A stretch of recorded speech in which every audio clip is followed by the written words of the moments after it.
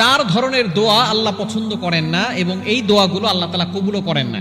এজন্য এই চার ধরনের দোয়া করা যাবে না। আমরা অনেকে আল্লাহর কাছে দোয়া করি, তবে দোয়া করার পদ্ধতি আমরা অনেকেই জানি না। দোয়া করার কিছু পদ্ধতি রয়েছে, এগুলো যদি না জেনে আমরা দোয়া করি তাহলে কিন্তু আল্লাহ পাক রব্বুল আলামিনের অপছন্দনীয় বান্দার কাতারে আমরা চলে যাব এবং আমাদের দোয়াগুলো কবুল হবে না। এক নাম্বার হচ্ছে যারা নিজের অথবা অন্যের ক্ষতির জন্য দোয়া করে, আল্লাহ তাআলা সেই দোয়া কবুল করেন না। আপনি আপনার নিজের জন্য ক্ষতি করার দোয়া করতেছেন, অথবা অমুককে আল্লাহ তুমি শেষ করে দাও, অমুককে ধ্বংস করে দাও, এইভাবে যারা দোয়া করে আল্লাহ পাক রব্বুল আলামিন তাদের দোয়াগুলো কবুল করেন না। মানুষের ক্ষতি করার চেষ্টা করবেন না, আপনি যতটুকু পারেন মানুষের উপকার করার চেষ্টা করবেন।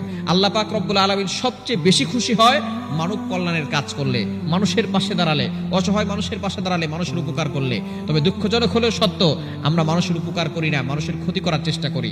এজন্য দূরে সরে আসতে হবে।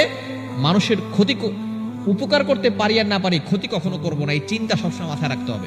এক নাম্বার হচ্ছে নিজের জন্য অথবা অন্য কারোর জন্য ক্ষতির দোয়া করা, এটা আল্লাহ তাআলা পছন্দ করেন না, কবুলও করেন না। দ্বিতীয় নাম্বার হচ্ছে নিজের মৃত্যুর জন্য আল্লাহর কাছে দোয়া করা। যদি কোনো কারণ ছাড়া, যেমন ধরেন এমনিতেই কোনো একটা কারণে সে কষ্ট পেয়েছে, আল্লাহর কাছে মৃত্যুর জন্য দোয়া করতেছে অথবা অন্যের মৃত্যুর জন্য দোয়া করতেছে, এটা করা ঠিক না। নিজের মৃত্যুর দোয়া কখনো আল্লাহর কাছে করা যাবে না। অসুস্থ হলেও আপনি আল্লাহর কাছে দোয়া করবেন আল্লাহ পাক রব্বুল আলামিন যেন সুস্থ করে দেন, এইভাবে আল্লাহর কাছে দোয়া করবেন। এবং এইভাবে দোয়া করাটা আল্লাহ পাক রব্বুল আলামিন পছন্দ করেন না এবং আল্লাহ পাক রব্বুল আলামিন কবুলও করেন না। এবং তিন নাম্বার হচ্ছে দোয়াতে তাড়াহুড়া করা। তাড়াহুড়া করা দোয়া আল্লাহ পাক রব্বুল আলামিন খুবই অপছন্দ করেন এবং এই দোয়াগুলো কবুল করেন না। অনেকেই আছে আমাদেরকে বলে, হুজুর দোয়া করতেছি কোনো কাজ হচ্ছে না, অনেকবার দোয়া করতেছি কোনো কাজ হচ্ছে না। মনে রাখবেন, 40 বছর ধরে আপনি গুনাহ করছেন, কোনোদিন কিন্তু আল্লাহ তাআলা গুনার কারণে আপনাকে আযাব দিয়ে ধ্বংস করে দেন নাই, গজব দিয়ে আপনাকে শেষ করে দেয় নাই, সাথে সাথে আল্লাহ তাআলা গজব পাঠান নাই।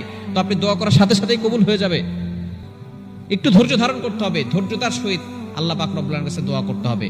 আর 4 নাম্বার হচ্ছে আদবের সহিত দোয়া করা এবং বেয়াদবের সাথে দোয়া করা। আর হচ্ছে দুনিয়াবি দোয়া করা, শুধু আল্লাহর কাছে দুনিয়া জিনিস চাওয়া, আল্লাহ আমাকে এটা দাও, আল্লাহ আমাকে এটা দাও, এগুলো আল্লাহ তাআলা পছন্দ করেন না।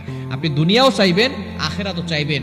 আর হচ্ছে ভদ্রতা, আপনি দোয়ার সময় অলসতামি করতেছেন অথবা দোয়ার সময় এমন কিছু কাজ করতেছেন যেটা আদবের খেলাফ, এইগুলো কাজ যদি করেন আল্লাহ পাক রব্বুল আলামিন অপছন্দ করেন এবং এই দোয়াগুলো আল্লাহ তাআলা কবুল করবেন।